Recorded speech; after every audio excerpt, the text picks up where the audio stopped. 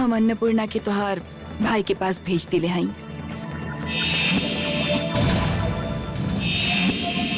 दीदी, आप जो हमके बतवले रही कि राम प्रसाद ही राजा के मारे की कोशिश कर ले रहे। राजा बेटा, बाकी हम जो देख रहा है कि ये तो पूरा उल्टा घटना है। अन्नपूर्णा वापस जा।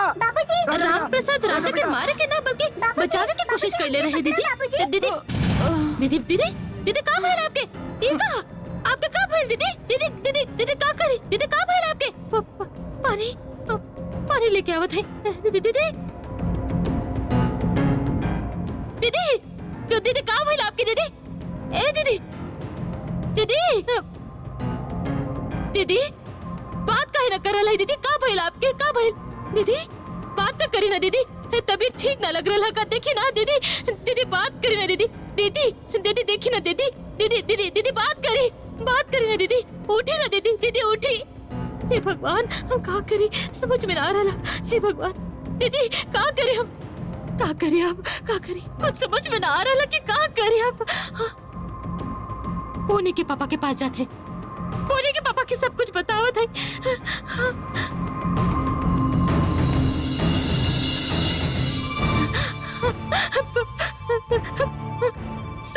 सुन रहा है? दीदी दीदी दीदी बेहोश हो गई। सुन रहा है ना? राम प्रसाद राजा डूब रहा। राम प्रसाद बचाने की कोशिश कर रहा और फिर अरे धत का बोलो था? कुछ समझ में नहीं क्या? जा पहले पानी पिया, उसके बाद सांस ला, फिर बोला। सारा हिसाब गड़बड़ कर दे लो।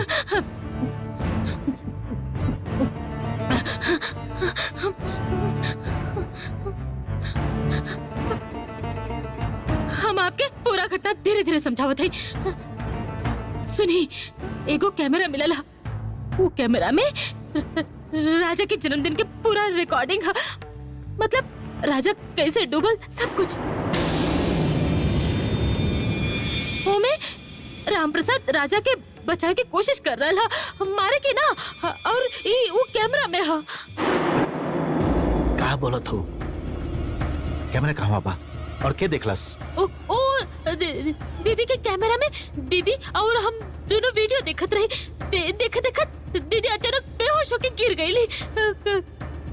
कैमरा उहे पर तू ये बात क्यों के बोलू? क्या हो के बिना ये सब देख के हम तो बहुत डरा गए रहे। इसे सबसे पहले हम आपके बतावे आ गए। अब हम जा रहे हैं। कहाँ जा रहा लो? कहाँ जा रहा लो? सबके बुला के ले आवत है। आप ही तो कल सभी के बुलावे। अरे दिमाग में गोबर भरल है। सबके बुलाइबू मतलब कि हमके जेल में भेजबू? आए आवाज चलो हमरा संग चलो। आज मंदिर में पूजा करे समय तोहर आँख में आंसू आ गए रहे। काहे गौरी? ओ ऐसे ही कुछ ना। बताओ ना, का मांगले तो भगवान से? और का मांग सकेली? अन्नपूर्णा के बाबूजी दोषी नहीं खन। वो राजा बेटा के नहीं खन मर ले। ये बात कोनो तरह से साबित हो जाए। कम से कम बाबूजी और बाबू साहब इस सच्चाई की जान पावे। और का उनका के जेल से छुटकारा मिले, हम उनका के खोज पाई। बस ये है। तो इतना मन से भगवान की याद करे लू, भगवान जरूर तो के याद करी है। देख ली है।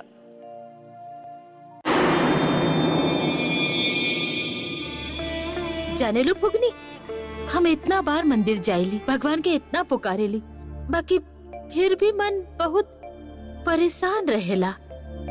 बाकी आज पूजा केला के बाद एक अजीब से राहत महसूस कर रहा है। तो राजा कहले नहीं फाइल रेडी हो गई और रिपोर्ट भी ना? देखा, हम उनका बोलने हैं कि आज के मीटिंग में हम पूरा कोटेशन भेज दे। हाँ सर। मीटिंग कितना बजे बाद सर?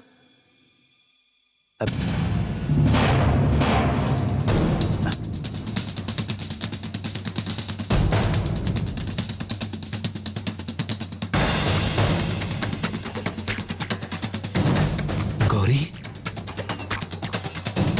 ए ड्राइवर, एक मिनट रुका। गौरी ना, ए गाड़ी थोड़ा पीछे ला।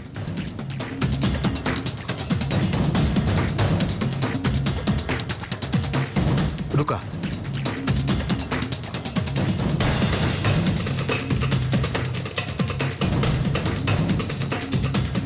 कहाँ गेली?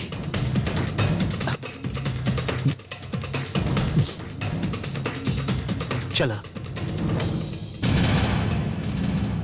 ये देखिए, ये राम प्रसाद अब पानी में कूद के राजा के ठीक अरे चुप, कमेंट्री करे के बोल रहा हमके दिखाई नहीं के देत।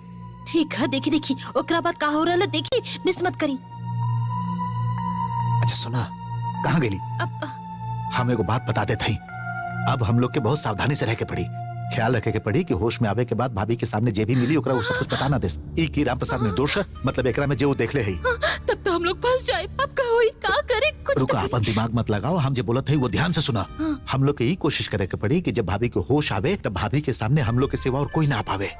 हम लोग सामने रहब तब भाभी के हम लोग समझा ले कि भाभी जो देखले है अगर वो सबके बताई है तो ठीक ना हुई, भाभी के बहुत ज्यादा नुकसान हुई, भाभी भी फंस जाई है, हम लोग भी फंस जाए, ई उनका समझावे के पड़ी। रीना, रीना, दीदी दीदी कौवा भाग रहा है, हम क्या अकेला अरे कुछ ना कुछ तो करे के पड़ी ना। दीदी की तो पहले ठीक से सुता दे, न तो उनको समझ में आ जाएगी। हाँ ठीक है, ठीक है, ठीक है, आवाज जल्दी से। हाँ इनका सीधा कर, धीरे धीरे धीरे धीरे आराम से। रीना, अब छुप जाए, हम संभाल रहे थे। रीना,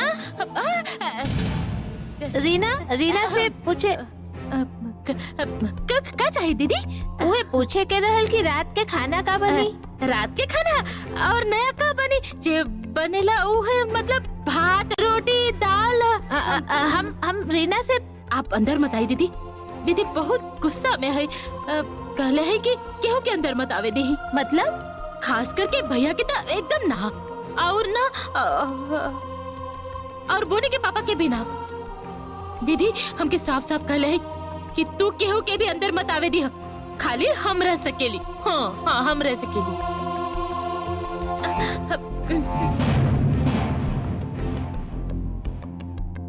अच्छा ठीक है।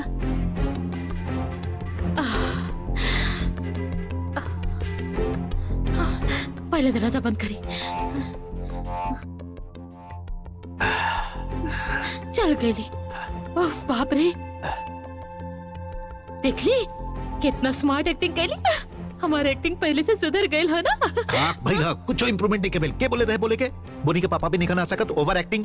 हम ओवर एक्टिंग के लिए आप तो बहुत स्मार्ट है ना। जैसे ही दीदी आई सबसे पहले आप ही लुकाई जात रहे। ठीक है, जा, हमके ज्यादा तंग मत करा। पहले ये सोचे दा कि एकर का कल जाए।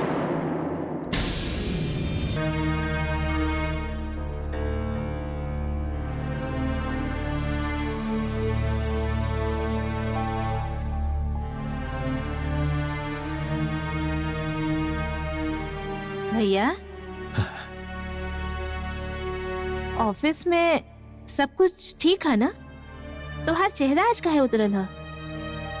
हाँ सब कुछ ठीक ठाक है। हम कहत रही कि रीना के संगे अपन झगड़ा के तू खत्म कर दा। बिना वजह ही अशांति का है, तू एकरा और आगे मत बढ़ावा। भैया का भइल का? हम तोरा से कुछ कहत है, सुन रहल बाड़ा ना? जना तो दीदिया, आज एगो घटना घटल।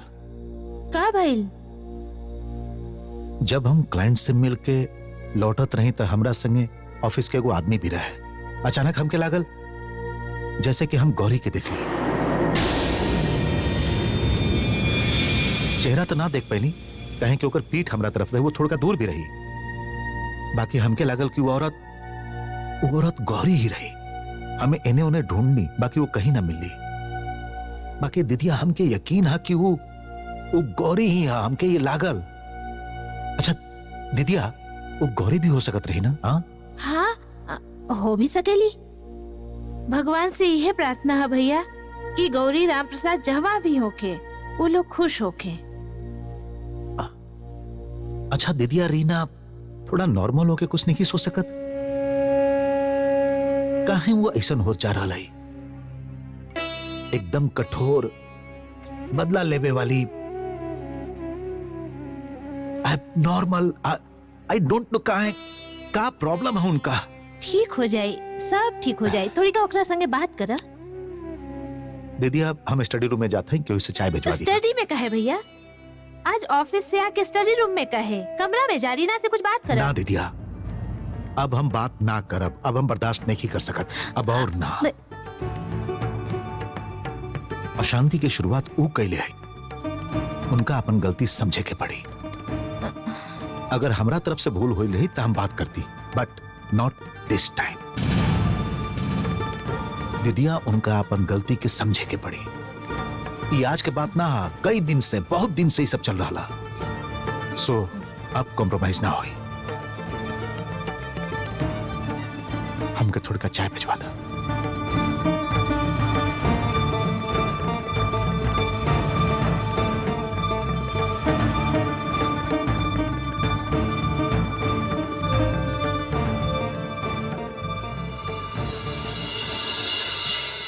ओहो, दीदी के पास तो कितना कुछ है। कितना सुंदर नेल पॉलिश, कितना सुंदर है लिपस्टिक, कलर बहुत सुंदर है।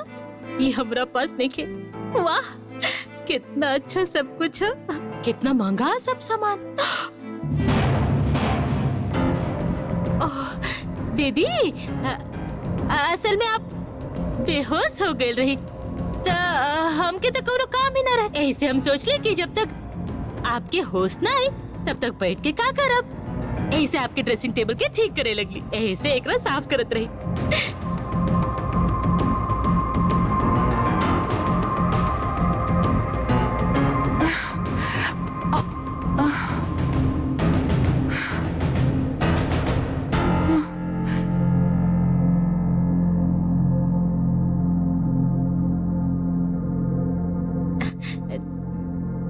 दीदी, दीदी, अब आप कैसे फील कर रहा है?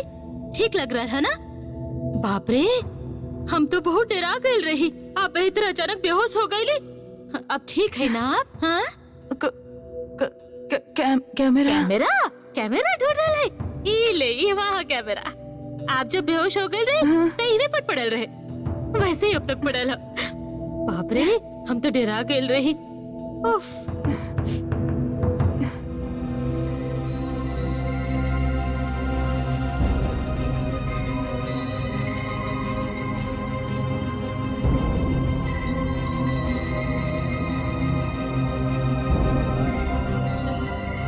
ये कब आए?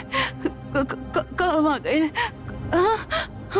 कब आ गए? का ढूंढ रही दीदी? सब कुछ था। कब आ गए?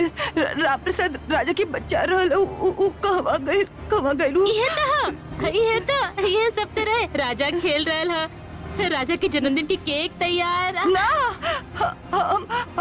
हम राम प्रसाद राजा की बच्चा रहल, ना मिल रहा है। तब लागेला दीदी क्या बेहोश होखत समय कोनो गलत बटन दबा देले रही, ऐसे सब गायब हो गए होई। ये भइल होई, कैमरा सब गायब हो गए होई दीदी। हम तो ओकरा हाथ भी नहीं के लगौली, जैसे पड़ल रहे वैसे ही।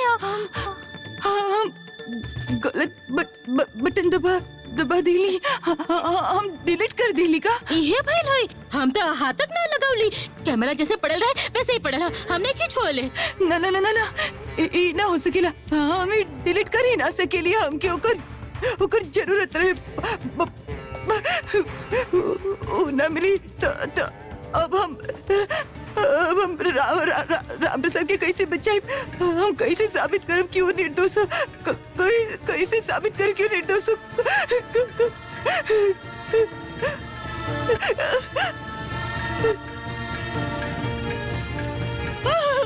हम डिलीट कर देले। हम डिलीट कर देले। हम डिलीट कर देले।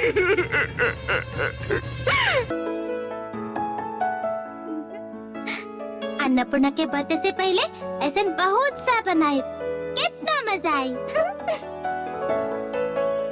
आभा, आभा, चला होमवर्क खत्म कर लिया जाए। कहवा हो तुहार गणित के किताब? कहवा हो? लो लागत है कि हमारे टेबल पर ही हुई। थोड़ी का ले आई प्लीज। अच्छा ठीक है।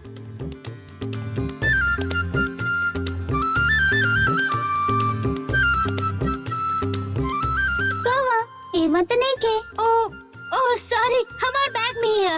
आजा। हाँ। ला ला ला ला ला ला ला ला ला ला ला ला ला ला ला ला ला ला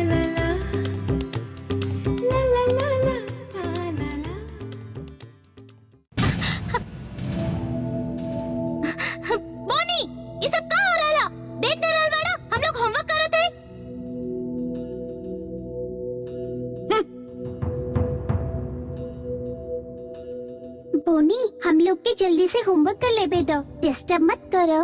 तू रोकबू हमके? तू बुलाए बड़की मम्मी के? कल का भल रहे याद है ना? कहाँ भइल रहे कल? ना कुछ ना। बोनी तू जाना यहाँ से। कुछ ना भल रहे कल। बता दे ही का रे अन्नपूर्णा। बोनी कहाँ भइल रहे कल बतावे ना। आभा तू छोड़ा ना। बोनी तू जाना। कल बड़की मम्मी कचौड़ी बनवले रही, गर्मा गर्म, टेस्टी टेस्टी। हाँ वो हम और अन्नपूर्णा दोनों खेले रही। अन्नपूर्णा खैले रही ठेंगा। अन्नपूर्णा के सामने बड़की मम्मी हमके बोला कि अपन हाथ से कचौड़ी खियावत रही, और अन्नपूर्णा की मिला ठेंगा। वहाँ खड़ी होके हमार खाना के नजर लगावत रही। बड़की मम्मी डांट के कमरा में भेज दिली।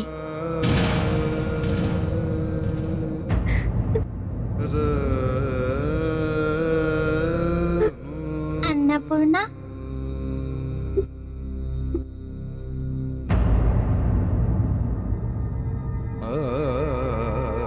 तू तो हमरा से कहलो कि कचौड़ी खैलू बहुत टेस्टी रहे, सब झूठ रहे। अबा समझ गई, और कुछ बतावे की जरूरत नहीं। बाकी मम्मी तोहरा संगे ऐसन काहे कैली?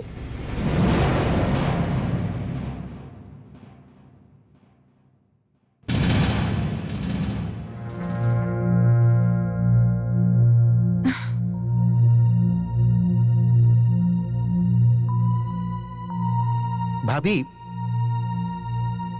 कहीं कुछ दिखाई नहीं के देत। हमके तो लागत है कि एक कोनो तरह से डिलीट हो गई बा।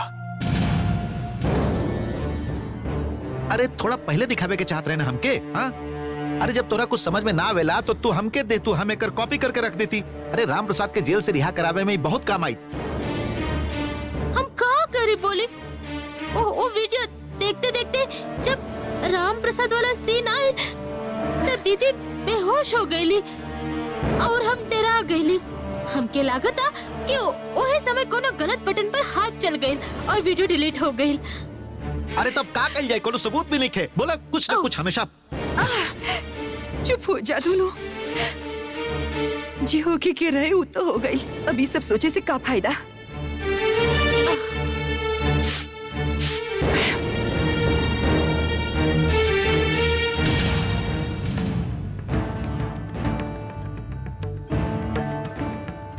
दीदी आप केकरा फोन कर रहा है? कमिश्नर अंकल के। और कौन उपाय भी तो नहीं खे उनका कि सब कुछ साफ साफ बताए, जदि कुछ कर पाई है तो। अरे भाभी का करत हो, का करत हो? अगर ऐसा करबू तो मुसीबत आ जाई। काहे? असल में सुमित, गलती तो हम कैला ही तो भरपाई भी तो हमरे के करे के पड़ी। हमारी गलती से एगो सीधा साधा निर्दोष इंसान आज जेल में है। देखा मानत है कि एगो अन्याय है, बाकी तू उनका फोन करके का बतेबू कि तू इतना दिन से पैसा खिला के राम प्रसाद के जेल में रख ले रहू? इहो तो अन्याय है। पुलिस के रिश्वत देहल इहो अन्याय है। इतना बड़ घटना घट गई और तू भैया का कुछ न बतेलो, इहो तो अन्याय है। भैया के जब पता चले कि तू राम प्रसाद के इतना जेल में रख ले रहू तब भैया गुस्सा जी हैं और गुस्सा में आके डिवोर्स दे दिया तब फिर का हुई? आभा के का हुई कभी सोच ले हो? भाभी तू का करे जात हो? देखा भाभी आप दोनों के बीच में पहले से ही अशांति चल रहा, अब और मत बढ़ावा। आपन घर के अपना हाथ से एतर बर्बाद मत कर भाभी।